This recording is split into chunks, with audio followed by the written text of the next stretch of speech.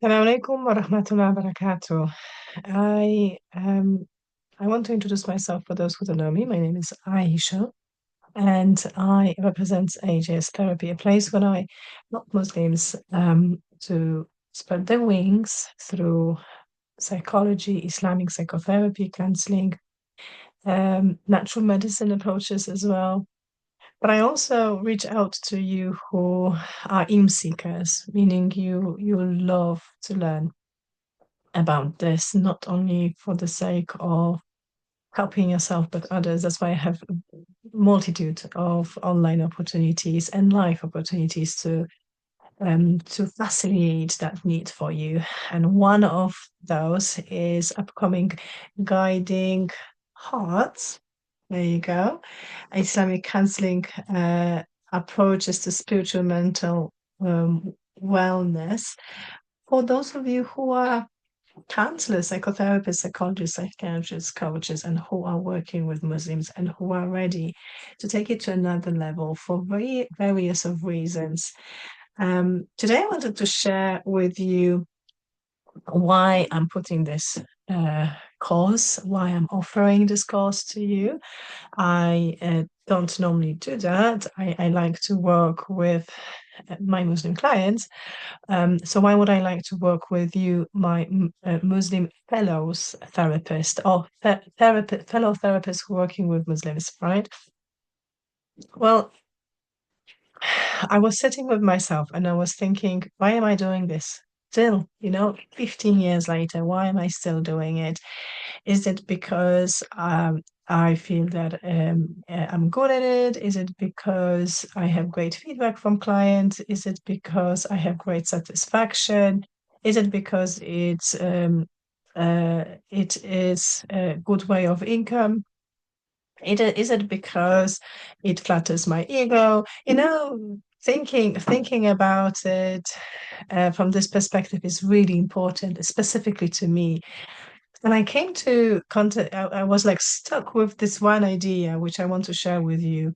Um, the idea would sort of change the way I work and change the way I deliver this message of Islamic psychology of healing.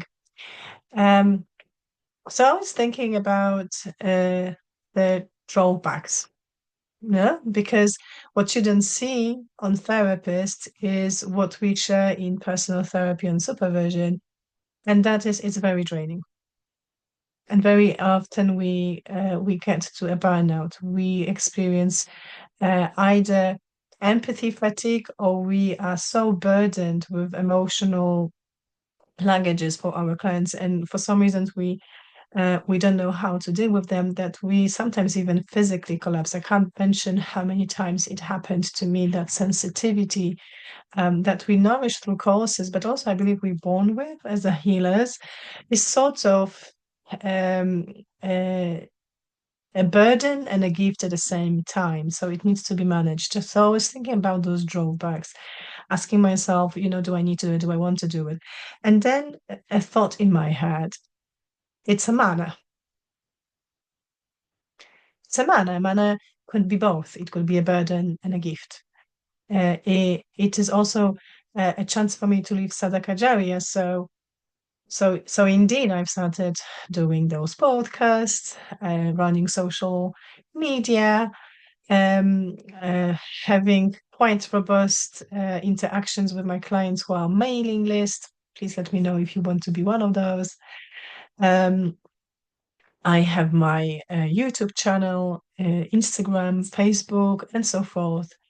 And I also run Dawa for Polish Reverts community, and that is great satisfaction. But also, it comes with not only great consequences on my health and on my time consumption, because it is consuming, but also on my soul. Now, this is what you wouldn't share with your clients. This is something that probably becomes very apparent to you once you are in therapy or in coaching.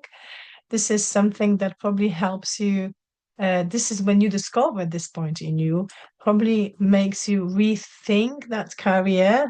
And for some of us who are too deep in it, we understand that and we're trying to deal with it, we're trying to work with it. But for me, and I'm going to tell you what I'm talking about, what I exactly want to talk to you about. I promise I come to it. But for me, as a spiritual psychologist or religiously centered psychotherapist, it is somehow different than just transference and contra transference. It is somehow different than just therapeutic alliance. It somehow goes beyond those experiences of subconscious nature. So the transference to which I have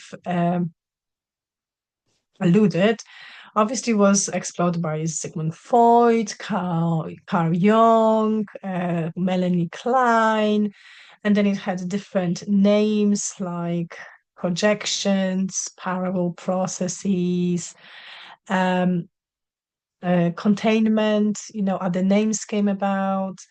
Things like people like Winnicott, like Jessica Benjamin, Yalom, great names, great research, and they sort of talk about those subconscious, untangible, invisible, yet very dense experiences. So those phenomena, so the transference is when you in therapy, you're receiving therapy for yourself, you project feelings and desires, expectations, frustrations that you have for other people on your therapist. And then contra transference is when you, as a therapist, sitting with your client, you're not aware of it, you don't know how to deal with it, and you react to it. Because then your client reminds you of some people in your life.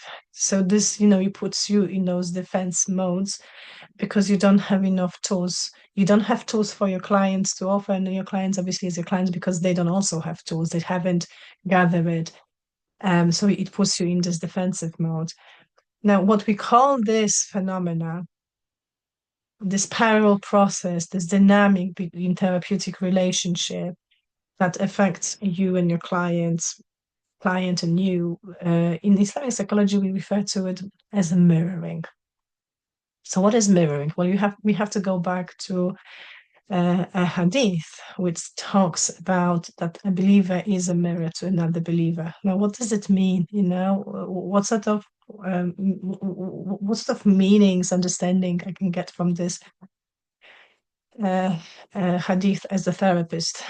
Well, it is exactly what I said already. It is a manner, it is a trust, it is a responsibility of you as a counselor to mirror back to your clients what you see without your own stuff, without your own unprocessed luggages, to your client in a very safe, confidential, non-judgmental, accepting, almost empathy-laden, rahmah-laden, compassion-laden way. And if you do it well, you see how your clients grow. You see on them how much this relationship means to you. And that is reward. That is that reward, that is that reward process, that reward effect of being in a spiritual therapy. But there's more to it. There's more to it. That's what came to my understanding. And that mirroring process means that not only you see stuff in them, but also they reflect things about you to you. Oh, that is very draining experience, because how many times, if you are a therapist, I just wish that you've been here with me and you could raise your hands, but if you're watching, give me thumbs up. How many times as a therapist you thought to yourself, oh, I've been there before as well. Oh, I felt that way. Oh, my parents, they very much remind me about my clients' parents. And you really have to hold yourself tight to put that aside. But that is more than what mainstream training tells us, meaning transference, contact transference, is mirroring. What is this mirroring that I'm alluding to? It is your opportunity to either go back, revisit that chapter as a therapist, revisit that chapter in your personal therapy and in your relationship with Allah subhanahu wa ta'ala. So you grow into tawakkul, into sabr, into hamd, for simple reason.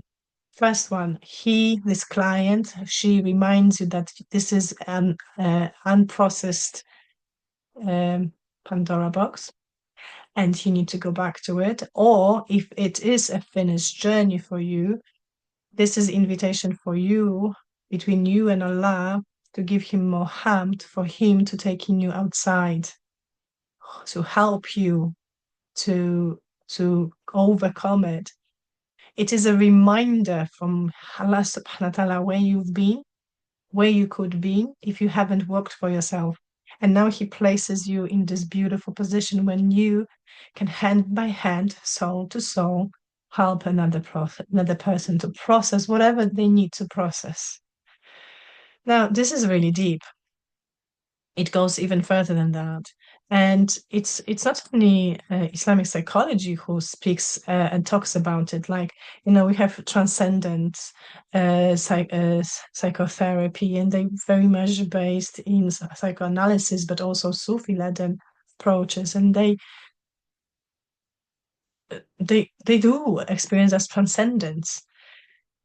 So through the clients, they experience of themselves as a therapist, as a practitioner, shifts into higher levels of consciousness. So they experience high levels of compassion, wisdom, understanding of the human condition, and the mercy of God upon them. So the spiritually informed therapist that I am talking about draw upon all the experiences in their life and in their professional life. So this professional experience of therapy becomes a curative to them. It becomes an invitation to deeper level of self-understanding and understanding of haqq, meaning truth, meaning Allah subhanahu wa ta'ala. And if you explored this spirituality from that perspective, there is a ripple effect. It's going to facilitate a healing and transformation for both clients and yourself. And then when you go back as a therapist to your personal life, to your close ones. So yes, it's true. Once you're a healer, you're in constant process of overcoming and growing into resilience. And you don't only heal in the therapy, because through you embracing the adab and akhlaq, through you conditioning yourself, and the one condition you're conscious, through you conditioning yourself to embrace all those ayats around you, and through commitment to be even better than you were yesterday, you're going to have something very tangible to offer to your loved ones.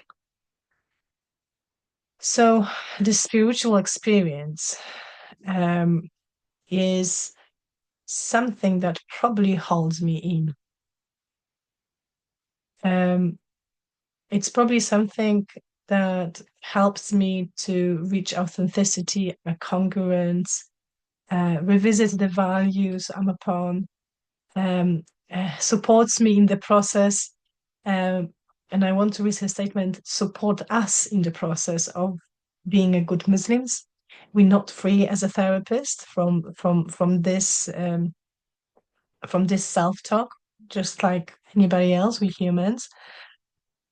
But something happens very specific, something transcendent, something special, something I would even say divine, between me and my clients when I used Quran-centered, God-centered, Sunnah-led approaches in therapy.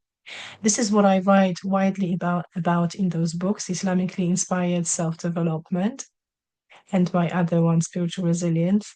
And this is one of the phenomena I want to share with you.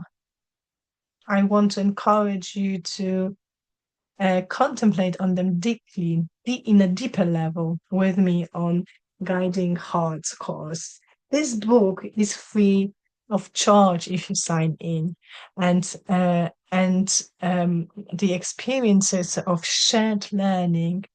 Obviously, you can't put price on it, but they are attractive enough for you if you understand how important your presence in therapy, be it counseling, psychotherapy, coaching, and so forth, is for the sake of not only your client, not only you, but between you and Allah.